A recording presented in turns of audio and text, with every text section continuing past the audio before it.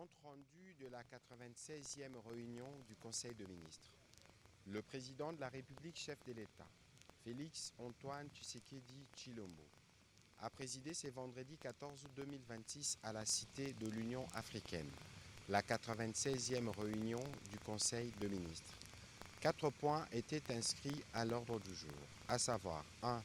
Communication du président de la République, chef de l'État. 2. Points d'information. 3. Approbation d'un relevé des décisions du Conseil de ministres. 4. Enfin, examen et adoption de textes.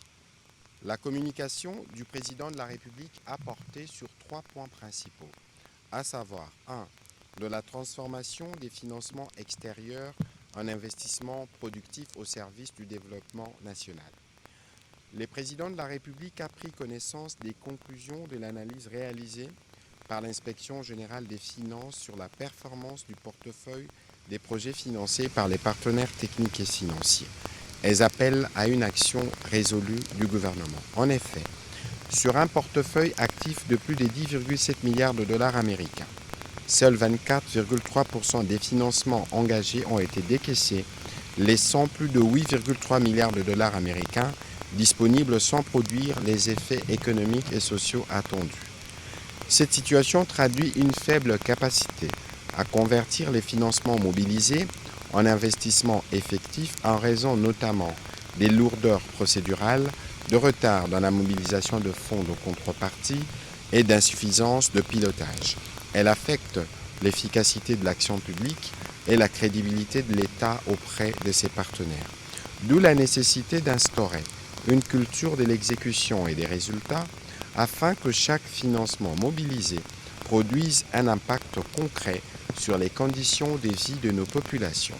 À cet effet, le président de la République a instruit la première ministre chef du gouvernement de faire de l'amélioration du taux de décaissement des projets financés sur ressources extérieures une priorité de l'action gouvernementale et de lui soumettre un plan gouvernemental de redressement précisant les actions à mener, les responsabilités, les objectifs des performances ainsi que les mécanismes de suivi et de redevabilité.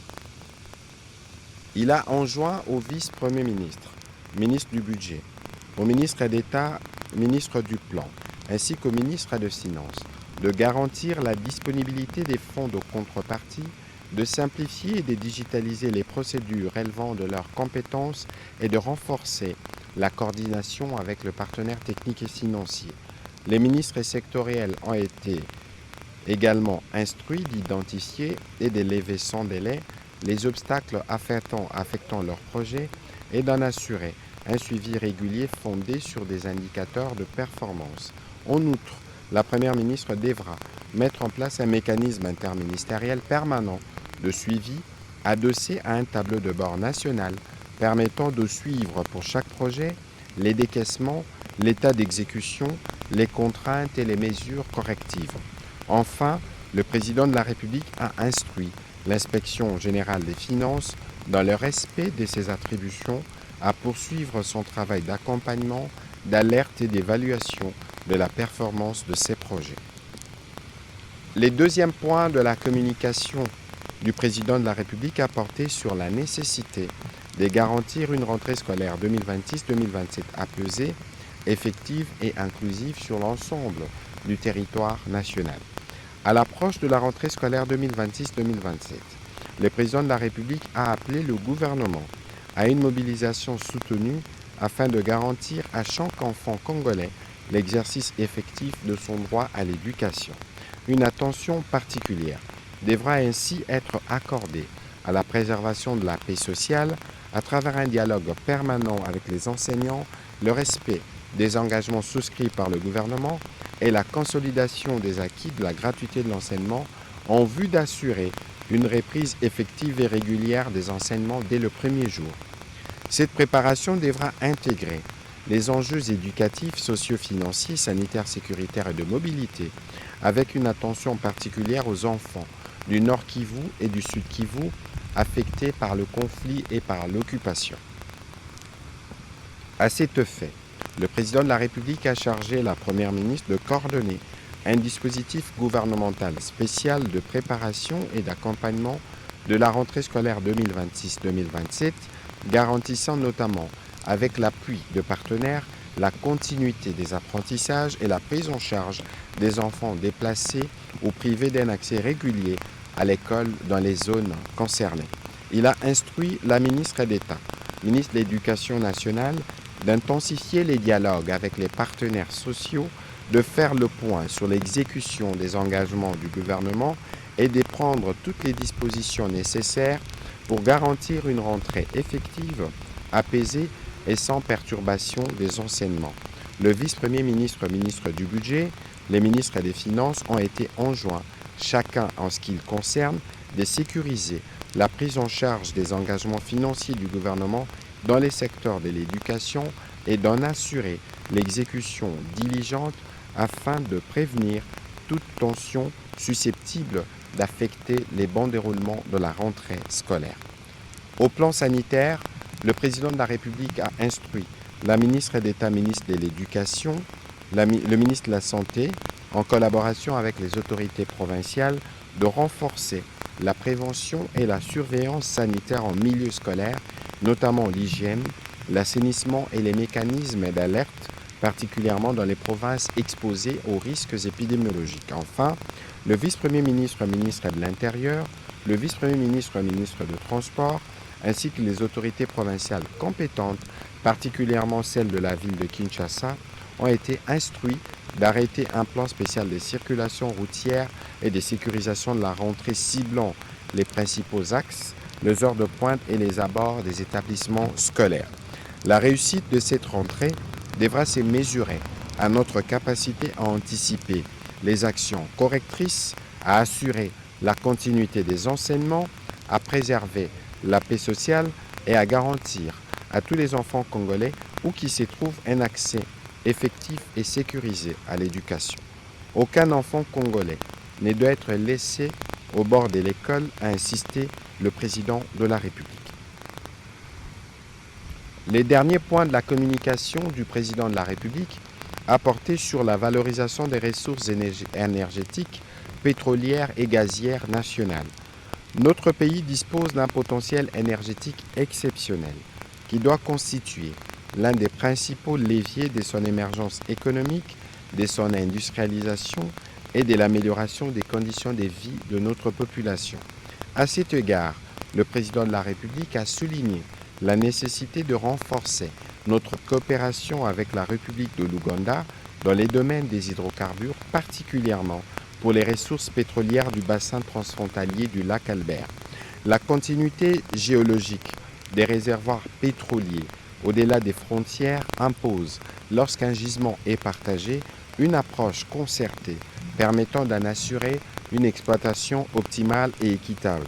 Il a instruit à cet effet la ministre d'État, ministre des Affaires étrangères, ainsi que la ministre d'État, ministre des Hydrocarbures, d'approfondir cette question et d'élaborer, en collaboration avec son cabinet, une feuille de route visant à renforcer la coopération avec l'Ouganda dans le strict respect de nos intérêts nationaux, de la souveraineté permanente de l'État sur ses ressources naturelles, ainsi que des exigences environnementales et des protections de communautés locales.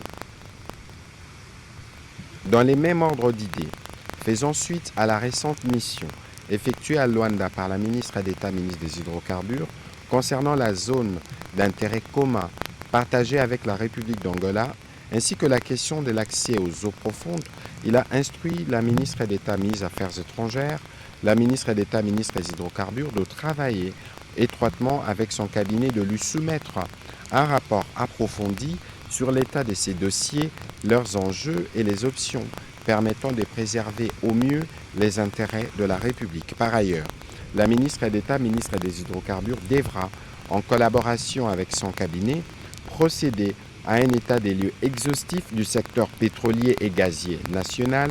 Celui-ci devra notamment couvrir les actifs et réserves disponibles, les permis de recherche et d'exploitation, l'état d'avancement des projets, les partenariats en cours, les contraintes au développement du secteur, ainsi que les perspectives d'exploration, d'exploitation, de transformation et de valorisation des hydrocarbures. Une attention particulière devra également être accordée aux infrastructures de transport, de stockage, de raffinage et de commercialisation. Le président de la République a souligné que les conclusions de cet exercice devront permettre au gouvernement de disposer d'une vision actualisée et stratégique du portefeuille pétrolier et gazier national, afin d'en améliorer la gouvernance, d'attirer davantage d'investissements, d'accroître la production nationale et de maximiser sa contribution au développement économique et social du pays. Dans cette perspective, il a instruit la ministre d'État, ministre des Hydrocarbures, de mettre en place un cadre permanent de concertation entre les principales parties prenantes du secteur et d'accélérer les réformes nécessaires pour faire des hydrocarbures un véritable levier d'industrialisation, de création d'emplois et de souveraineté énergétique de la République démocratique du Congo. Avant de clôturer sa communication, le président de la République a félicité la ministre de la Jeunesse et Éveil patriotique pour la mobilisation des jeunes et les mémorandums qui en est ressorti et qu'il a bien reçus. Comme de coutume, il restera très attentif aux demandes des jeunes et il accordera le moment venu la suite qu'ils requièrent. Dans la suite de la communication du président de la République, la première ministre chef du gouvernement est revenue sur les enjeux de la rentrée sociale 2026 qu'elle souhaite apaiser sur toute l'étendue du territoire national. Elle a souligné la nécessité de faire un état de lieu rigoureux des engagements pris envers nos partenaires sociaux. Cette démarche concerne les secteurs de l'administration publique, de l'éducation nationale, de la santé publique ainsi que de l'enseignement supérieur, universitaire, recherche scientifique et innovation technologique. Cette mise à jour, a-t-elle insisté, permettra d'identifier les contraintes opérationnelles ou financières afin de proposer des arbitrages stratégiques. L'objectif est de garantir la paix sociale tout en maintenant strictement les équilibres macroéconomiques et les règles de gouvernance budgétaire de l'État.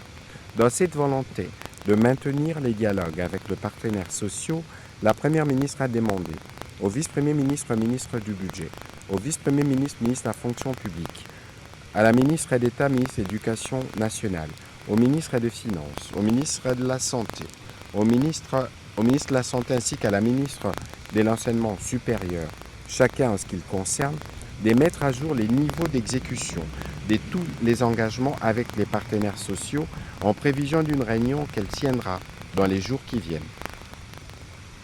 Ensuite, elle a évoqué l'impératif de redevabilité des résultats et perspectives du gouvernement de la République 12 mois après la nomination du gouvernement Souminois II par le président de la République chef de l'État. Au cours de cette période, des réformes courageuses ont été engagées et des actions concrètes ont été posées dans l'ensemble de nos secteurs respectifs. Le moment est venu d'en rendre compte à nos concitoyens dans un exercice de transparence et de redevabilité destiné à renforcer le lien de confiance avec la nation, a déclaré la Première ministre. C'est dans cette perspective qu'elle a approuvé le projet de communication gouvernementale intitulé Panel de redevabilité, un an d'action du gouvernement Souminois II, soumis par le ministre de la Communication et Médias, porte-parole du gouvernement. Ces dispositifs permettra de présenter les réalisations du gouvernement, leur impact concret sur la population ainsi que les perspectives de notre action à travers des volets complémentaires au niveau national, international et numérique. Pour assurer la réussite de cet exercice, elle a invité chaque membre du gouvernement à s'y impliquer personnellement et à instruire sa cellule de communication de préparer des argumentaires documentés, privilégiant les résultats, les données chiffrées et les preuves de l'impact de nos politiques publiques. Cette communication, a précisé la chef du gouvernement, devra refléter l'unicité de l'action gouvernementale autour de la vision et des priorités fixées par le président de la République chef de l'État.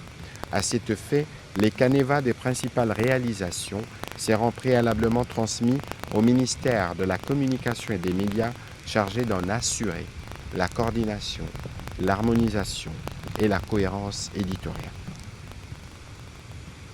Au deuxième chapitre du Conseil de ministres de ce jour, relatif au point d'information, État et administration du territoire, le vice-premier ministre, ministre de l'Intérieur, des sécurités, décentralisation et affaires coutumières a présenté au Conseil le rapport sur l'État et l'administration du territoire national.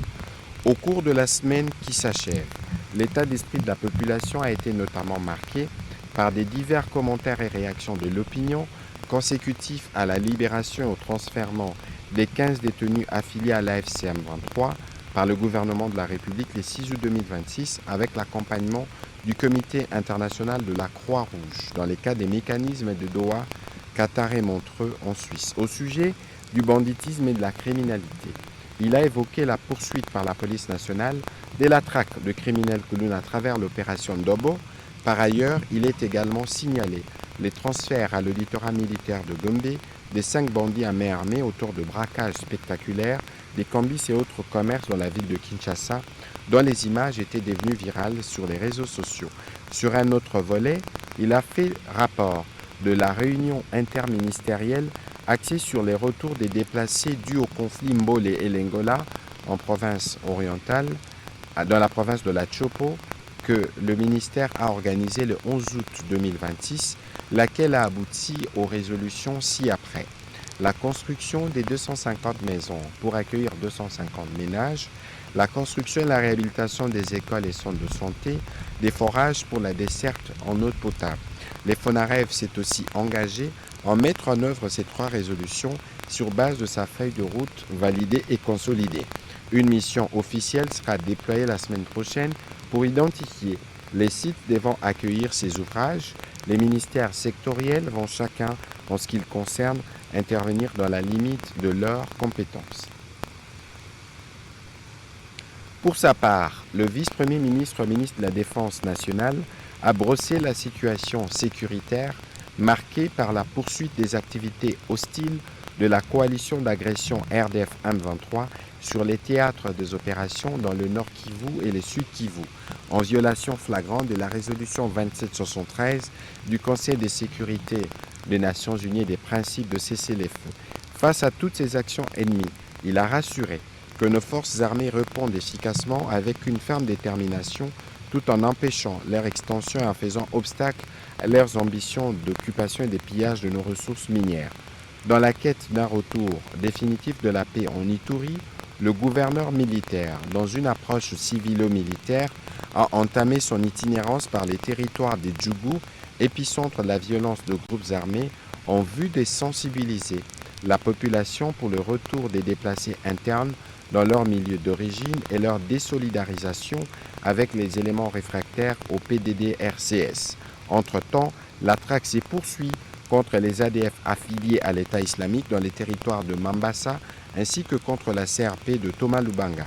Avec la résurgence des attaques des insurgés Bakata Katanga contre les positions des FARDC dans le Haut-Katanga, des mesures de renforcement opérationnel ont été prises pour neutraliser leur activisme. Dans les territoires des Mitwaba, nos unités ont été déployées en renfort pour traquer les insurgés Bakata Katanga qui ont attaqué le camp des FARDC au village Kubo avec un bilan de 8 personnes tuées, dont 6 enfants. Évolution de la situation récente sur les marchés d'échange ainsi que de biens et services. Intervenant comme invité, le gouverneur de la Banque centrale du Congo a rassuré que la conjoncture économique intérieure continue d'évoluer dans un contexte globalement stable, marqué par une décélération de l'inflation hebdomadaire et une légère dépréciation sur le marché de change. Au cours de la première semaine du mois d'août 2026, le marché de biens et services a indiqué un léger ralentissement du rythme de formation de prix intérieurs. Le taux d'inflation hebdomadaire s'est établi au niveau national à 0,19% contre 0,21% la semaine précédente. En cumul annuel, les taux d'inflation s'est situé à 6% contre 5,1% à la même période de 2025. En glissement annuel, il est ressorti à 3,2% contre 7,8% un an auparavant et un objectif moyen à terme établi à 7%. Outre les contraintes structurelles, cette dynamique de prix est imprimée par des tensions locales sur les produits pétroliers conjuguées aux effets saisonniers pesant sur l'offre de certains produits, notamment les charbons de bois et les produits d'entretien ménager. À la clôture de la journée du 7 août 2026, les taux d'échange s'est établi à 2271,13 francs congolais pour $1 américain indicatif et à 2319,73 francs congolais au parallèle. Comparativement au 31 juillet 2026, le franc congolais s'est déprécié de 0,82% sur les segments interbancaires et de 0,20% sur les segments parallèles. Les cours mondiaux des principaux produits des bases intéressant l'économie congolaise se sont globalement bien comportés. Considérant les facteurs de risque sur le plan interne et externe, le gouverneur de la Banque centrale du Congo a formulé une série de recommandations visant notamment la poursuite des efforts pour réduire la volatilité des prix de produits de grande consommation dans des produits alimentaires en réalisant des investissements ciblés visant à créer 3 banques publiques dédiées au financement de l'agriculture, des infrastructures et moyens de transport et l'industrie. Cette réduction concerne également la vulnérabilité liée au choc des matières premières au profit de la diversification du tissu productif. Le Conseil a pris acte de ce rapport. Au sujet de l'évolution de la situation humanitaire, la ministre d'État, ministre des Affaires sociales, a fait le point de cette situation en République démocratique du Congo pour la période allant du 27 juillet au 11 août 2026. Cette période a été principalement marquée par des cas d'incendie de sites des personnes déplacées internes, des naufrages, les défis à l'épidémie de choléra, la riposte en cours contre la maladie à virus Ebola, ainsi que les mouvements de population signalés dans certaines zones. Face à ces urgences humanitaires, elle a expliqué les différentes actions menées et en cours, ainsi que les priorités identifiées en faveur de nos compatriotes en détresse pour lesquels le gouvernement s'y mobilise. La ministre d'État, ministre des Affaires sociales, Action humanitaire et solidarité nationale, a réitéré la volonté du gouvernement de poursuivre les déploiements d'une aide coordonnée aux victimes. L'objectif demeure d'apporter une réponse durable fondée sur l'actualisation constante des besoins, les relèvements de communautés et la consolidation de leur résilience. Au sujet de la situation épidémiologique, le ministre de la Santé publique, Hygiène et Prévention sociale a fait le point de la situation de l'évolution de la riposte contre la maladie à virus Ebola. Il a évoqué la confirmation d'un premier cas positif de maladie à virus Ebola dans la province du Bas-Ouélé en date du 12 août 2026, portant à 6 le nombre de provinces affectées par l'épidémie. Au cours de la journée du 11 août dernier, 111 nouveaux cas confirmés ont été notifiés, dont 98 dans la province de l'Ituri, 18 au Nord Kivu et 2 dans le Haut-Ouélé. Par ailleurs, 32 patients ont été déclarés guéris, ramenant le cumul des personnes guéries à 918. Aucun nouveau cas n'a été rapporté dans les provinces de la Chopo et du Sud Kivu. Il a évoqué les actions urgentes des ripostes qui ont été entreprises au Bas-Ouélé, ainsi que d'autres qui ont été intensifiées dans d'autres provinces, notamment les recours au vaccin RV-BO, homologué contre la souche Zaïre et Bundibugyo, et l'introduction du traitement antiviral par Remdesivir chez les patients atteints dans le but de venir au bout de cette épidémie. En prévision de la prochaine rentrée scolaire, le ministre de la Santé publique a été complété par la ministre d'État, ministre de l'Éducation nationale, sur les dispositifs conjoints à mettre en place dans les zones de santé touchées par l'épidémie d'Ebola. En ce qui concerne l'épidémie de choléra, le ministre a eu l'occasion de faire le point sur les différentes tendances. Note d'information relevant du secteur du plan. Le ministre d'État, ministre du Plan et de la Coordination de l'aide au développement, a présenté au Conseil l'état de lieu du deuxième recensement général de la population et de l'habitat RGPH2. Il a indiqué que le processus de préparation du recensement connaît des avancées significatives et se trouve actuellement dans sa phase préparatoire marquée par la mise en œuvre des travaux de cartographie censitaire, du dénombrement pilote ainsi que des activités de mobilisation et de sensibilisation.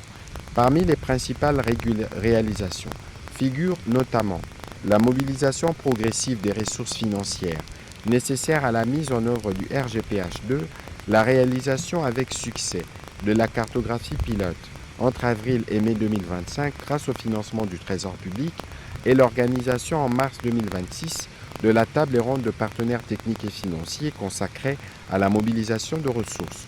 L'ensemble de ces réalisations témoigne de la progression effective du processus et permet d'envisager avec confiance les démarrages de la campagne nationale de cartographie censitaire. Les principales activités des prochaines étapes ont été expliquées et des recommandations pertinentes ont été faites, notamment aux membres du gouvernement, afin de renouveler leur pleine adhésion au processus en cours, de soutenir les actions entreprises dans leurs secteurs respectifs et de contribuer activement à la réussite de cette opération nationale qui constitue un investissement essentiel pour une gouvernance fondée sur des données statistiques fiables et au service de l'intérêt général. Note d'information relevant du secteur du développement rural. Le ministre d'État, ministre du Développement rural, a fait le point des résolutions adoptées à la 80e session ordinaire de l'Assemblée générale des Nations unies. En effet, il s'agit de 3 résolutions prises dans l'élan de la célébration le 4 juillet 2026 de la Journée internationale de coopératives qui souligne le rôle majeur de coopératives dans la création des emplois décents et les mesures visant à protéger les progrès économiques et sociaux des pays en développement contre les aléas naturels. Elles offrent un levier diplomatique et financier majeur pour la RDC afin de maximiser la captation des ressources techniques et financières internationales pour financer les développements et les infrastructures rurales.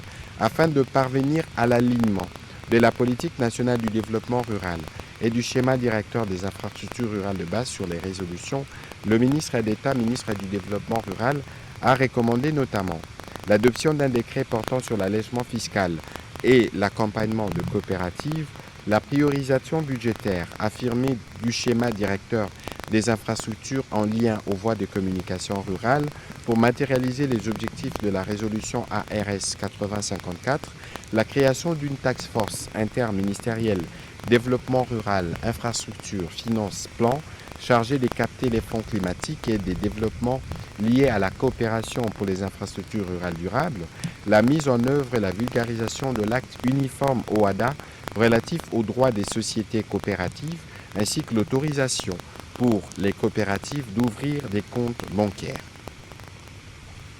Note d'information relevant du secteur des hydrocarbures. La ministre d'État, ministre des hydrocarbures, a présenté au Conseil la note sur l'opérationnalisation de l'accord de gouvernance et de gestion de la zone maritime d'intérêt commun ZIC. Passant en revue les avancées acquises et la mise en place effective d'institutions, elle a évoqué la ratification de l'ensemble d'instruments juridiques relatifs à la ZIC et leur publication au journal officiel, la mise en place des organes de gouvernance mixte de la zone intérêt de la ZIC et la signature de l'avenant au contrat de partage de production. L'opérationnalisation de la ZIC constitue un levier majeur pour le développement économique et la diversification des ressources publiques grâce à un partage équitable des revenus couvrant l'ensemble des bonus, impôts, taxes et pénalités générés par l'exploitation pétrolière. Au-delà des retombées fiscales, elle ouvre la voie à la création d'emplois qualifiés pour les Congolais, au renforcement des capacités techniques nationales, à la diversification des approvisionnements énergétiques, à la réduction de la dépendance aux importations en phase avec la vision stratégique du chef de l'État. Les actions de la prochaine étape ont été également expliquées avant d'atteindre le lancement effectif de travaux d'exploration et les démarrages de la production dans le bloc 14-23, ce qui traduit en acte la volonté politique partagée par les 2 chefs d'État plaçant la confiance, les dialogues et les destins communs au cœur des relations bilatérales. Note d'information relevant du secteur de l'emploi et du travail. Le ministre de l'Emploi et du Travail a quant à lui présenté au Conseil le rapport sur la tenue de la 4e session de l'Assemblée plénière de la Commission nationale des certifications professionnelles CNCP du 19 au 21 mai 2026 à Kinshasa. Il a indiqué que l'Assemblée plénière a adopté une série de résolutions pertinentes expliquées aux membres du gouvernement et a souhaité dans l'optique de l'actualisation du cadre institutionnel de la CNCP, la mise en place d'un comité de pilotage. C'est un organe transversal qui prendra en compte tous les ministères concernés, en l'occurrence les ministères de l'Emploi et du Travail, la formation professionnelle, les affaires sociales, l'enseignement supérieur universitaire, l'éducation nationale, aux fins de garantir la synergie d'action entre tous les acteurs de l'écosystème de la formation professionnelle en République démocratique du Congo. Il a été complété par les ministres d'État, ministres de la formation professionnelle. Note d'information relevant du secteur de l'industrie. Le ministre de l'Industrie ad interim a présenté au Conseil les rapports préliminaires sur les recensements des entreprises industrielles en 2025.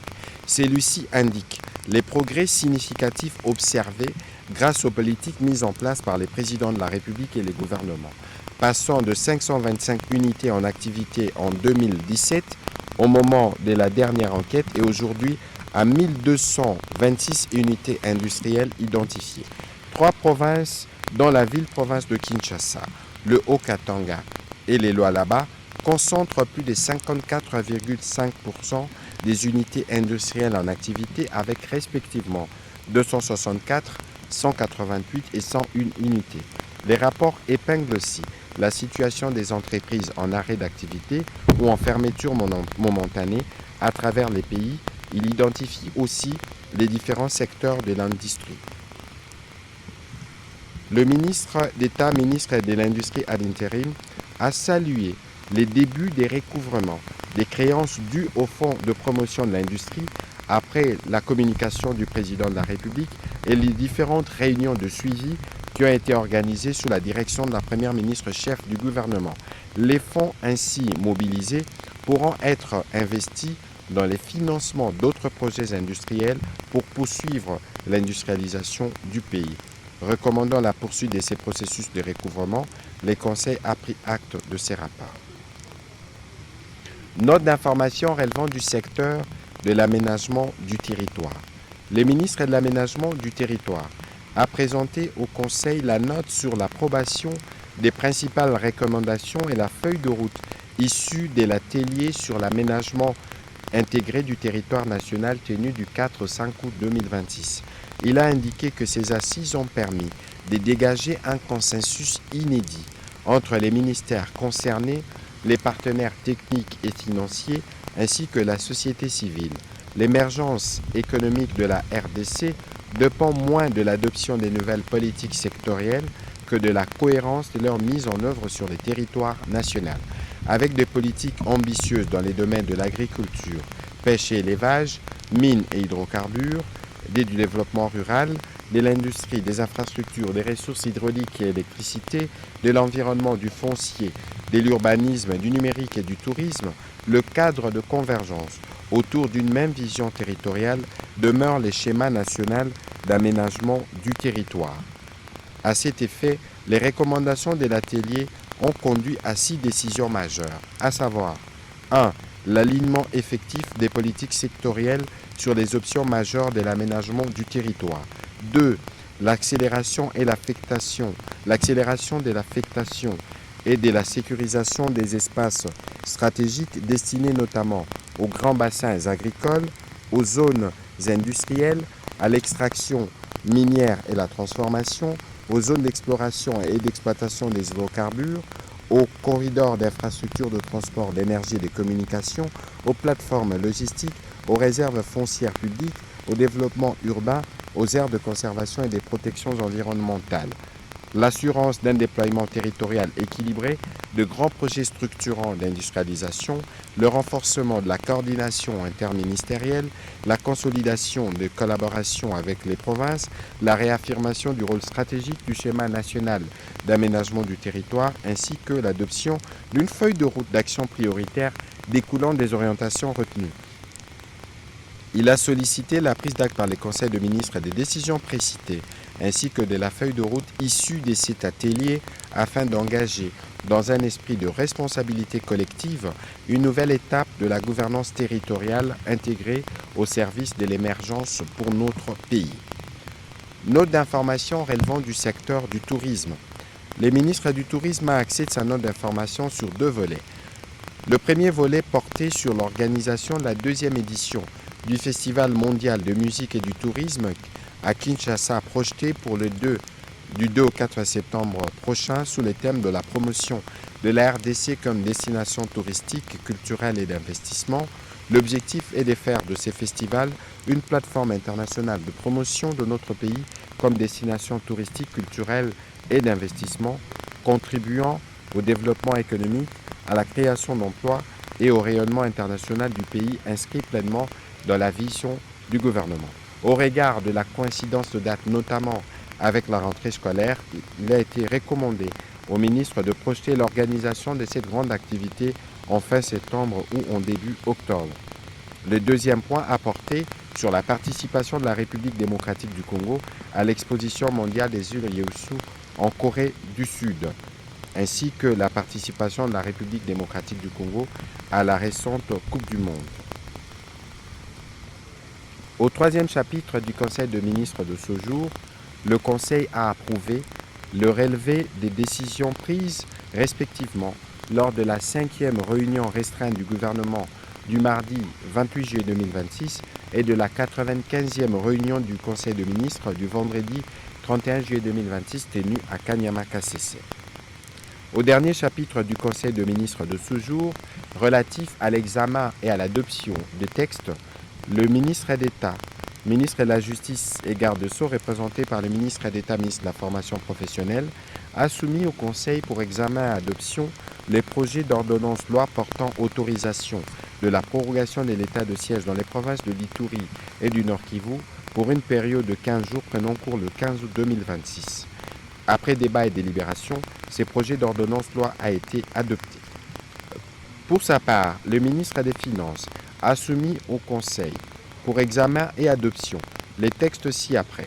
Le projet d'ordonnance loi autorisant la ratification de l'accord de prêt du 22 juin 2026 conclu entre la République démocratique du Congo et l'Association internationale de développement IDA au titre du financement additionnel du projet d'autonomisation des femmes entrepreneurs et des mises à niveau des PME pour la transformation économique en République démocratique du Congo, Transform, pour un montant de 200 millions de dollars. 2. Projet d'ordonnance loi autorisant la ratification de l'accord de prêt du 8 juin 2026 conclu entre la République démocratique du Congo et l'Association internationale de développement au titre du financement additionnel du projet d'urgence pour l'équité et le renforcement du système éducatif en République démocratique du Congo, PERS, pour un montant de 200 millions de dollars. Projet d'ordonnance loi autorisant la ratification de l'accord de prêt du 19 juin 2026 conclu entre la République démocratique du Congo et l'Association internationale de développement au titre du deuxième financement additionnel du projet multisectoriel de nutrition et de santé pour un montant de 75 millions de dollars.